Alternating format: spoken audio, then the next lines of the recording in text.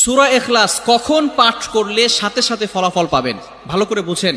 সূরা ইখলাস হচ্ছে পবিত্র কোরআনুল কারীমের ভিতরে ছোট সূরাদের ভিতরে অন্যতম একটি সূরা। তবে ফজিলতের দিক থেকে সূরা ইখলাস হচ্ছে গুরুত্বপূর্ণ ফজিলত, এবং এই সূরাটা এমন একটা সময় আল্লাহ পাক রব্বুল আলামিন নাজিল করে দিয়েছেন যখন আল্লাহ রাসূল সাল্লাল্লাহু আলাইহি ওয়াসাল্লাম দ্বীনের প্রচার করতে লাগলেন। এমন সময় আল্লাহ পাক রব্বুল আলামিন এক আল্লাহর দাওয়াত দিতে লাগলেন।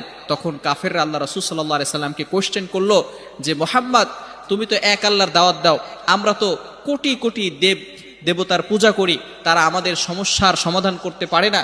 তুমি যে আল্লাহর দাওয়াত দাও সেই আল্লাহ কয়জন এবং সেই আল্লাহর সন্তান আছে কিনা?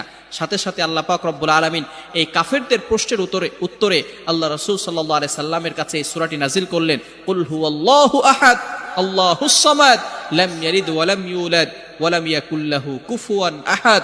আল্লাহ পাক রব্বুল আলামিন এক, অদ্বিতীয়, এবং